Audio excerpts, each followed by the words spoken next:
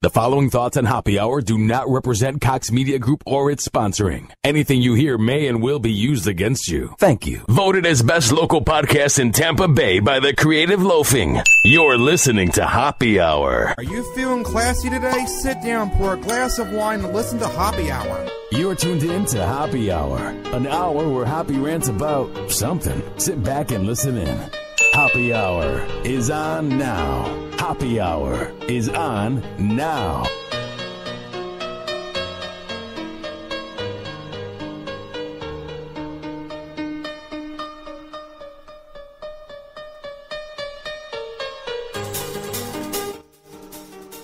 What up? What is happening? This is Happy Hour. I am your host, Ryan Hoppe, and for the next hour, I want to change the way you think about things.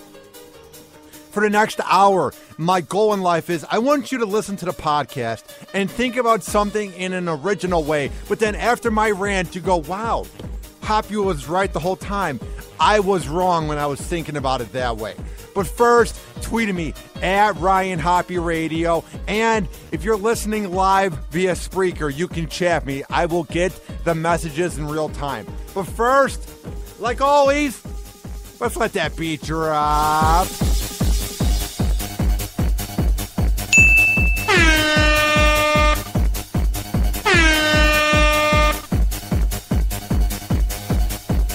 We have so much to get into, but I want to remind you guys that you can download the Hoppe Radio app and you can listen to me live and chat me live anywhere in the world.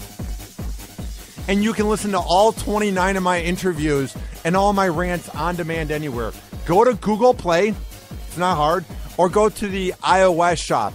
Search up Hoppe Radio and you can listen anywhere in the world. Also, support Soli's Graphics out at Duluth, Minnesota. My sponsor for the show, as they have Happy Hour decals. The first 10 buyers get it for just $2. And it is brought to you by Soli's Graphics in Duluth, Minnesota. All right, we have so much to get into. But first, it's really bizarre last night. This never happens on nights when I don't have to get up. Like, it's not going to happen tonight because I'm going to be able to sleep in and it won't happen. But it's always on the nights that I have to get up that this happens. I live in a sort of outside apartment. It's sort of like a cottage. It's like an efficiency room. It's not like my apartment in Cleveland where you scan the card through the door and then you go on an elevator, then you're on the 6th floor. My apartment is you just grab the key, you open it up. It's like a small house. I like my apartment. It's a roof over my head. I'm just 20 minutes from the beach, and I'm 10 minutes from each job. I'm by all these shops, whatever. I have no complaints. But it's like 2 or 3 exits away from the ghetto. So the neighborhood that I live in, my neighbors are kind of sketchy. And when I first moved in, I'm like, whatever. I live next door to a sex offender, but I don't have a kid. It doesn't matter. But there's these neighbors because there's a row of 5 apartments or 5 little efficiency rooms, and then right next door is this house, and it's like a middle class, average house. There's no 2nd floor, but I wouldn't mind living in it. It's bigger than my place. But I've had problems with them before. They've had late night raves, but that's not that bad because all I do is grab my pillow, I turn on the air a little bit cooler so I don't sweat, whatever. Maybe it's a few more bucks to have the air on colder at night because you have the pillow over your head. But I can deal with the sound. And I don't want to be a party pooper. I don't want to be the douchebag neighbor that calls the cops on my neighbors because they're having fun. Friday nights, if it's going till 2 a.m., I never have to get up in the morning. I just wait till they shut up and I watch Boardwalk Empire on HBO Go. I watch Deadwood, whatever. But it's always on the work nights that they have to act like such arrogant, entitled, out-of-touch buffoons who don't realize that it's a Sunday night and people have to get up for work, which is always the most bizarre part. Always happens on a work night, not on a night like a Saturday night or a Friday night. It always is past curfew on a work night that their goddamn dog is barking. But yeah, that's been going on since, I think, August now. They must have just got the dog. or they have Mike Vick babysitting it because the dog barks over and over again, and it screeches into your ears, and I cannot sleep through it. I don't know if my walls are as thin as a piece of cheese, but I literally cannot sleep with the dog. But last night, it went to a whole new level of annoyance. Last night, it went to a whole new level of disrespect. I don't get... First of all, before I discuss what happened with my neighbors and why I had to call the cops on them, I don't get their approach in life. It's Sunday night. Normal people have to get up in the morning to go to work. I love my life. I love the fact that Mike Kelta lets me sit in on his show. It's an absolute honor. It's a dream come true. I love radio. But it's always on the nights that I have to get up at 6 in the morning, or 7 in the morning rather, is when the dog is barking. And it's like, to my neighbors, don't you realize that it's a Sunday night and normal hardworking Joes have to get up at 4, or a kid has to get up to go on the radio, or people have to get up to go to their job? Like, what are you doing with your life where your dog is barking extremely loud while you are blasting Like a Virgin by Madonna and smoking weed? The last part doesn't bother me because even though I don't mind weed, the smell doesn't come through the house. And I would never call the cops on my neighbor smoking weed. But they were blaring Like a Virgin for the very first time while smoking weed and your dog was barking. It was the most bizarre combination. And then after that, they began blaring Come On Eileen. And then they began playing the song by Joe Jackson. I forget the name of it. The one from the 80s. They're playing all these corny 80s hits. I'm like, when you're smoking weed, don't you usually smoke to like Led Zeppelin or Pink Floyd if you're going to smoke to that era? I was in utter awe. So I called the cops, and it took them 30 minutes to come. But once they came, then the dog shuts up because I feel like the dog goes along with what the neighbors are doing, which is being rambunctious and disrespectful. It would make sense if it was like psychedelic music that you're smoking weed to, but how are you smoking to Madonna? Like, in what world are you around the bonfire that you had and you're passing into the joint or bowl or whatever you're smoking out of, and you're like, yeah, man, this song just takes me back, brah. Because they're like in their 30s. It's not like they're middle-aged and maybe they went to a roller rink listening to Madonna like the very first time.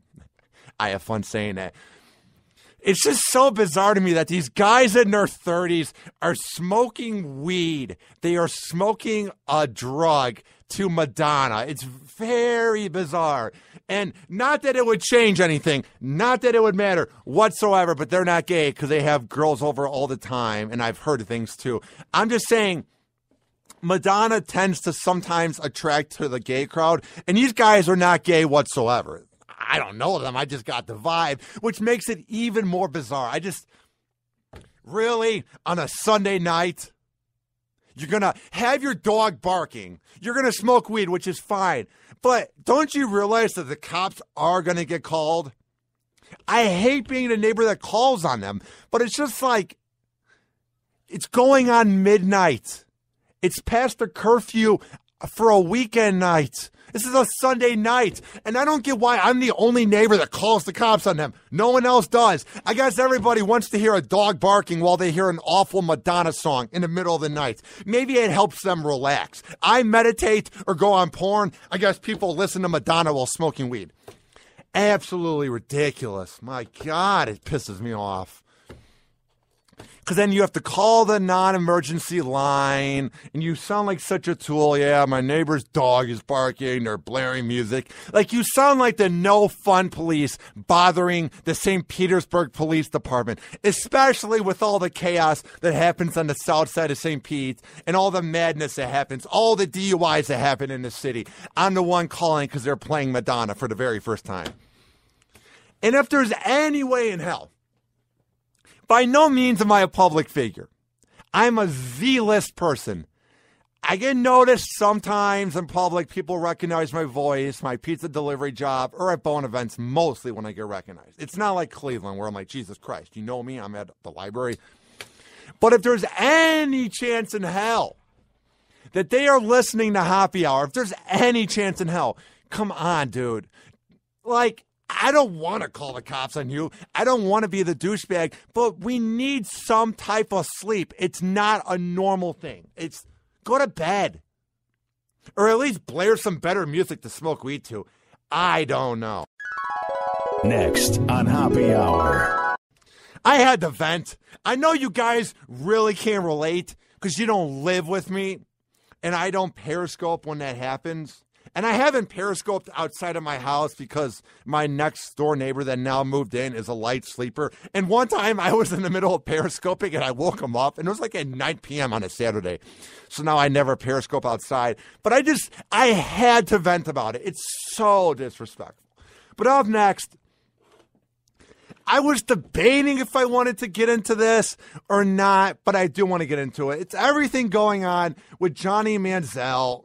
Well, the first part that's weird about it is this happened at Nagel Road in Avon, Ohio, and I lived in Cleveland this year for 5 months in the winter going on spring, and I know exactly where this is. This is on the way to going to Walmart over there. It's very bizarre to think that the road that I would go down to go to Walmart or go to Chipotle is the same road that he gets pulled over on. Shows how small of a town it is. It's very bizarre, but I'm going to give my take on Johnny Manziel and everything that went on with his girlfriend, because I think we are beginning to see the downfall of the entitled pretty boy who's had it all his whole life. His success was given to him. His looks were given to him. Money was given to him. But I think now we are seeing adversity hit him. And I love Cleveland. I love the fans there. I love the city. I loved my apartment. But I don't think Johnny Manziel is happy there. And I will explain after this on Happy Hour. But first, it's not too hard to get into contact with me. I'm a pretty friendly guy. I message fans back immediately. So tweet at me at Ryan Hoppe Radio and let me know what you think. Or listen live via Spreaker if you are, and chat me so I know you're listening. We will be right back on Happy Hour after this on Spreaker. Hang on. Happy Hour. Happy Hour. What's up? This is Ryan Hoppe from Happy Hour, and I have a very special shout out to one of the sponsors of this award-winning podcast. Nicholas Seymour from Duluth, Minnesota is the owner of Solis Graphics, which is a badass company that will make you decals. You can buy Happy Hour decals. It's not too hard. For just $4, you can support this award-winning podcast while supporting small business here in America. Or maybe you have a band, a company, a freelancing project, and you want to have your logo made into a nice, badass decal. Nick is down for making deals, and he is very good at negotiating.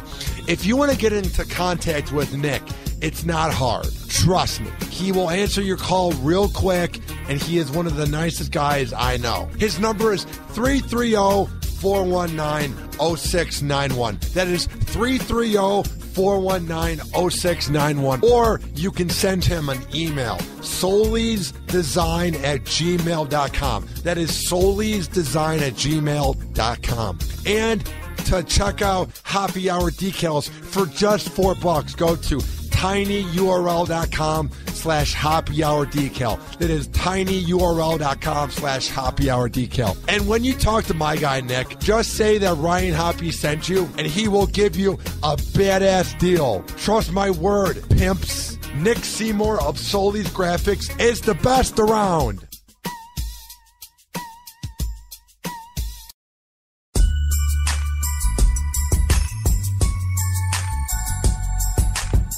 Tweet Hoppe at Ryan Hoppe Radio. Email him, ryan@hopperadio.com, and give him a nice, sexy Snapchat at Hoppe Radio. First of all, shout out to my guy who gave me a foot in the door in radio, Louis 2 Live from Dance Factory Radio in Chicago. He is the official voiceover man for Happy Hour and every other show I've done, and I love his voiceovers. I've had people here at the Cox Media Building ask where I got his voice from. Lewis2live.com. The guy is an absolute class act. He has taught me so much. He's one of the mentors where he let me intern with him for 14 months until I relocated to Cleveland and now Tampa. So he's an absolute class act, and I'm very excited with these drops that he made me. You can also get into contact with me. Just tweet at me, at Ryan Hoppe Radio. If you want to send me a message and you're listening to this once the show is over with, and maybe you don't have a Twitter, but you want to tell me something with more than 140 characters, it's not hard to get into contact with me. Email me, ryan@hopperadio.com. Also, if you're listening live via Spreaker, we have the chat option where you can message me via the app or via the online website. All right, enough of the plugging. Shut up! I lived in Cleveland for about 5 months, and I loved every second of it. I made a ton of friends there. I loved Lakewood. I have no problem with the city.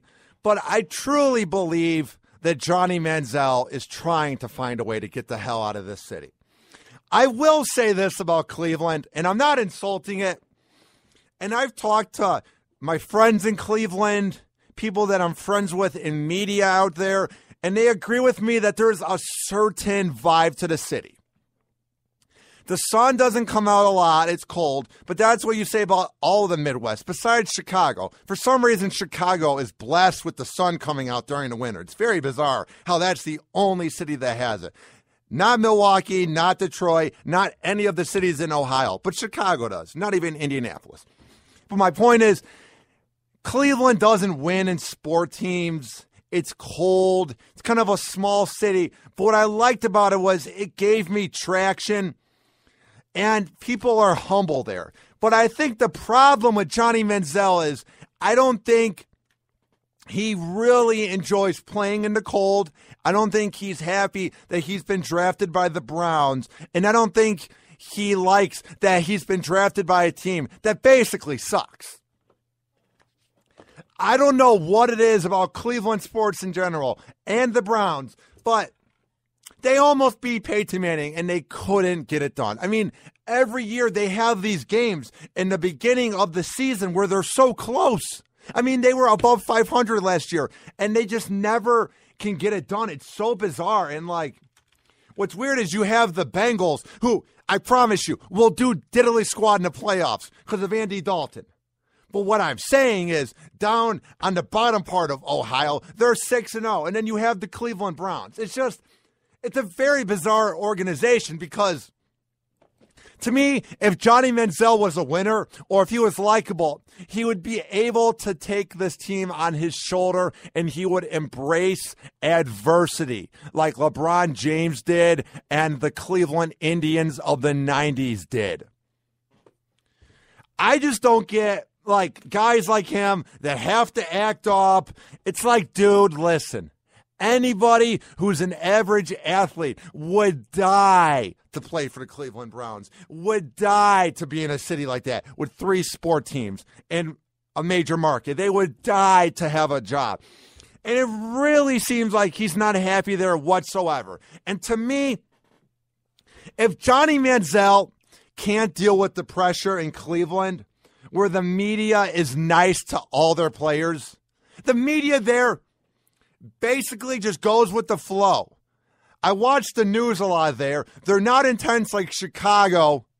And even here in Tampa, they're pretty laid back because you don't expect much from the Browns. You expect a lot from the Cavs, but even when they make it to the finals in the first year, the fans were like, well, we made it to the finals. Well, it's because we didn't have Irving and Kevin Love. I'm not saying they make excuses, but the media is pretty lenient. And if Johnny Manziel can't deal with the pressure and he keeps acting up, this dude's going to be a bust. You're not in Dallas. You're not in Philly. Can you imagine him in Philly having to deal with Chip Kelly, who doesn't take any crap, and having to deal with those fans? Could you imagine him in New York or Chicago or even Dallas, which he almost got drafted by? Can you imagine any of those diehard cities?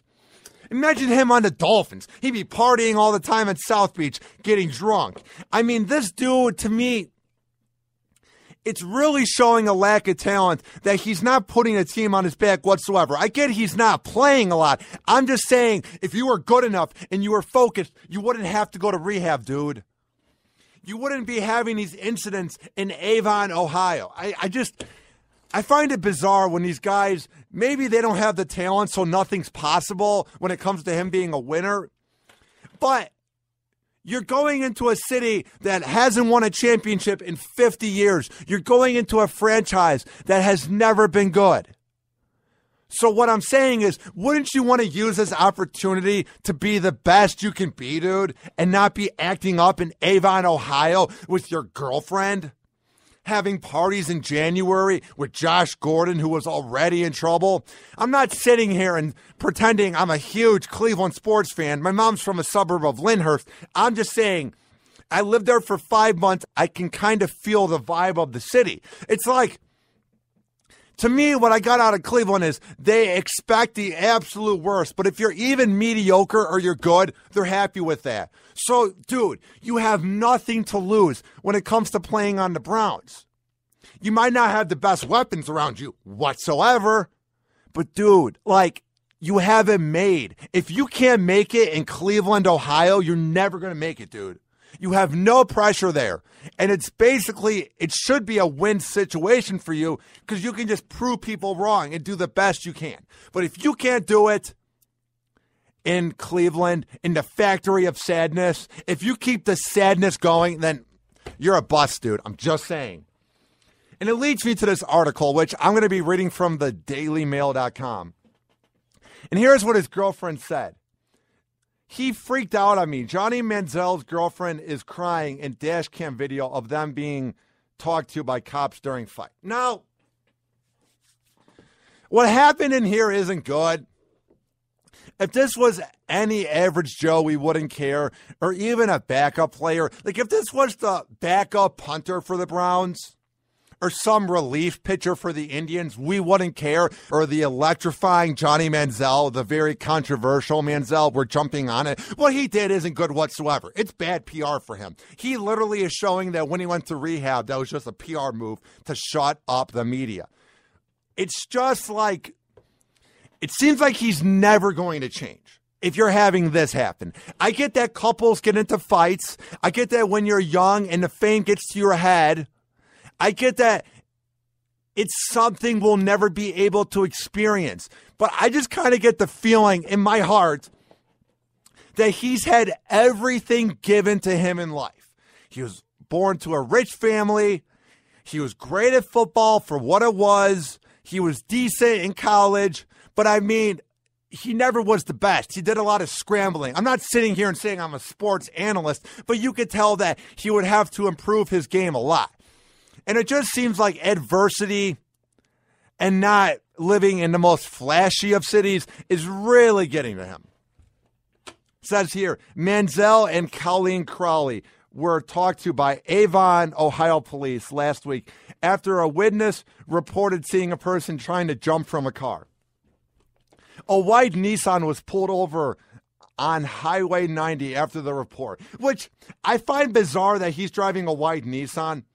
Not that I'm saying I would think he'd be driving a Lamborghini in Cleveland, but that's kind of an average car to be driving. I would expect the punter for the Browns to be driving that. But whatever, he can drive what he wants. I just thought that was bizarre that it was a white Nissan. It says here, Johnny Manziel, 22, and Crowley told police that they had initially pulled over the car to retrieve his wallet after she threw it out of the window. Crowley alternated between whimpering and speaking angrily to police, like most women. I'm kidding. In the clip on the roadside interview, no charges were filed and the couple left the scene together. This is no big deal, but it's a big deal. The thing is, Johnny Manziel is getting into a fight with his girlfriend in the car where it's so serious that she wants to jump out of the car. But if this was any other average Joe, we would look at it as a couple that needs help. But to me, this shows that he's immature, that you're even letting the situation get to you. I got recognized all the time in Cleveland. I wasn't a celebrity. I was on the biggest show in Cleveland. I by no means was this major celebrity, but they recognize you anywhere. So you always have to present yourself good, and you always have to act well. What I'm getting at is, if you're Johnny Manziel, even if it's the nighttime, you can't be acting like this in the middle of the highway because you're such a recognizable face. Not everybody knows what Josh McCown looks like, or some backup pitcher for the Indians. But everybody knows what Johnny Manziel looks like, so you can't be acting up like this, dude. It's got a small town vibe. It's not the biggest downtown city. People will recognize you. Just saying. It's a word of advice, but who am I to talk? Dash cam video footage has been released of Cleveland Browns quarterback Johnny Manziel and his girlfriend, who's very attractive, Colleen Crowley, being talked to by Avon, Ohio police last week after they had a fierce argument in their car. In the clip, Crowley has been heard crying, whimpering, pleading, and yelling at the officer. Man, was she on her period? Or was it just a mix of emotions? But that is quite the range of feelings. I know girls can get emotional, but to go from crying to whimpering to pleading and then yelling at the officer, man, Johnny, you really got yourself a catch. Police found Manziel's white Nissan on Highway 90 after a witness reported seeing a person trying to jump from the quarterback's speeding car.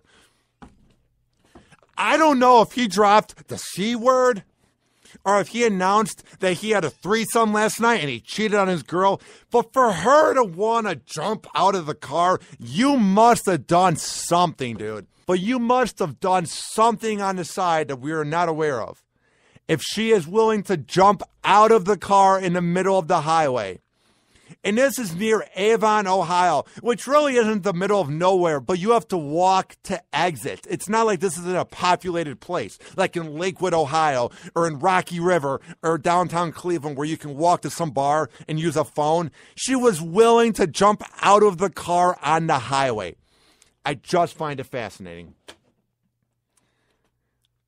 Johnny Manziel and Crowley, who lived together, have been arguing, and at some point she tossed his wallet out of the car, so he pulled over to retrieve it. Oh my God, I feel like Johnny Manziel is the dude who literally drives around with hundreds in his car. I feel like he has a bunch of credit cards, nudie bar, VIP cards. I feel like he has literally everything in his wallet. So once again, for her to throw it out the window kind of intrigues me. And she does have wounds from her altercation involving Johnny Manziel, and it's a painful looking scratch. It says here, Crowley, who attends TCU and sounded shaken up during the incident, told officers the former Heisman Trophy pushed her into a head glass and hit her a few times. Fox 8 reported. An officer continued to talk to the young woman, and she alternated between whimpering and speaking angrily to police. She kept saying, "We've been dating for over a year now. He just freaked out on me on the way home, and I'm not used to it." All right. I'm not taking sides here because none of us were there, but there's no way a dude just freaks out on you. Unless you're burping in the car, something had to happen. This is where, and she's being a good girlfriend, I would assume she's covering it up, and he told her something like, "I've been cheating on you." There's no way you just get mad, and there's no way he just freaks out on you. I'm just saying. Unless there's like a thing where you just press this button and Johnny Manziel goes from happy Johnny to like angry Johnny. You don't just press a button and a person changes like that. I'm just saying.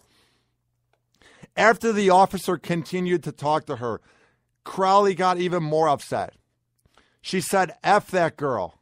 Where's my purse? You can go F yourself. I didn't do S." Police then switched to talking to Manziel and confirmed what had happened to his wallet. According to the police report, officers noticed an abrasion on Crowley's arm, but said it was caused by Manziel pulling her from jumping from the car. All right. Police said Crowley appeared intoxicated, and she told them that she had consumed at least 3 drinks. I'm not saying she's a lightweight, but you have to wonder what the drinks are. Crowley said that she was not fearful of Manziel's actions or that he could cause her physical harm. Neither Manziel nor Crowley want to press charges, and they were allowed to leave the scene. Even if something happened, even if Johnny Manziel did something to her or she did something to him that we don't know about, because none of us were there, of course they're not going to press charges. They don't want this to get into a bigger thing. It's already huge. TMZ's talking about it in Los Angeles. Of course you're not going to press charges. Unless he put a gun to your head, of course you're going to want this to go away. Imagine being Johnny Manziel when you're getting pulled over and all this is happening, and she throws a wallet out of your car and you're freaking out and you're like, crap, I've been doing good. The media's been nice to me. Just imagine where it's almost like you feel like Larry David from Curb Your Enthusiasm. You're like, oh man, not again. It's just something that I was thinking about. It says here, in January, Manziel checked himself into a Pennsylvania rehab facility specializing in the treatment for alcohol and drug abuse for an unspecified condition, which was obviously drinking, maybe weed. It's not like he was on black tar heroin. It is unknown if his aftercare prohibits him from drinking. If he was enrolled in the substance drug program, he could be penalized for drinking by the league, which is what? $20,000, and he pays it back. He gets suspended a game. It's not going to break him. Browns general manager Ray Farmer released a press release following the incident. It is a matter that we take seriously and have expressed our concerns to Johnny directly. Those conversations will remain private, and we will refrain from further comment at this time.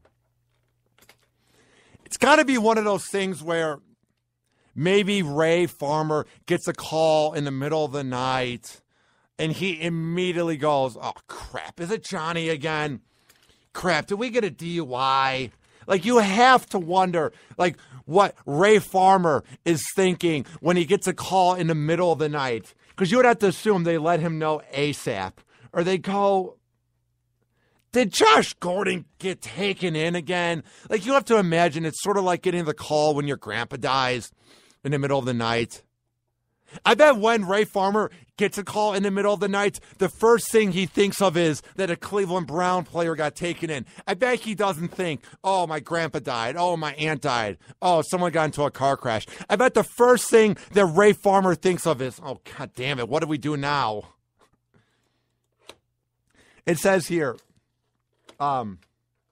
he has an explanation about the incident on his Twitter account. Colleen and I got into a dumb public argument on our way home Monday afternoon. It probably looks more intriguing than it was, and I know if I would check if I saw a couple arguing on the side of the road, I would find it fascinating too. It was embarrassing but not serious, and when we talked to the police and they realized everything was all right and I was sober, we went home together and everything is fine. One thing you got to think about is this. If any other couple has this happen and they go home, maybe they sleep in different beds. Maybe they don't talk for a few days. Maybe you even have angry sex and you let out the emotion and you go, whatever. No one's going to find out. No one saw it. But when this happens to Johnny Manziel, you got to imagine when he's driving back to his house, he's like, God damn it. Why did this have to happen? Here's what he said. Anytime anyone sees a guy and a girl arguing on the side of the road, they should definitely pull over. You never know what it could be. Fortunately, it was just an argument. It was private, and we are all good. They said the Browns have been impressed with Manziel's attitude and a renewed commitment this year. Like before, I'm not hating on Johnny Manziel. It's just, it seems like this is a bit of a relapse. It's just, he can't really escape trouble. And I know he's been playing better at camp. I know he's been better than last year, but you could only go anything but up. I mean, here's my thing that I want to leave you guys with. Do you think he's ever going to figure it out? Will he even be a career backup? Because he's had everything given to him in life. And if he can't really figure it out in Avon, Ohio, a suburb of Cleveland where the fans just want some type of a winning team, where the media is nice to you, if you can't make it happen there, dude, then I don't know, like, what's next for the NFL career of Johnny Manziel. Maybe I'm wrong. Maybe if he does leave the Browns, he will then go on to have a great career in the NFL. Maybe if he does play for the Browns in the future, they will go to the playoffs. You never know in sports. But I'm just saying, signs are kind of pointing to him being a bust. Happy Hour. Happy Hour. This is an official broadcast of Hoppe Radio. For more info, check out hoppyradio.com and hoppysworld.com.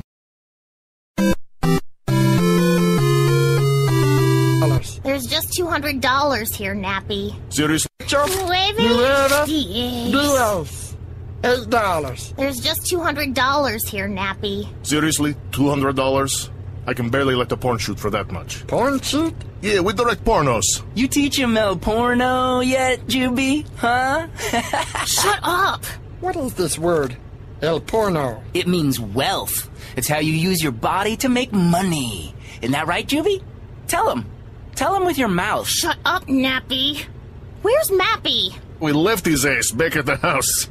Who needs maps anymore? I'll tell you where to go. I'm Gypsy, the GPS. Gypsy can run the camera. It'll be fine. Yeah, I'll run the camera. I'll run it good. Hey, did I see Jubilee over here? Where is she? You know Jubilee?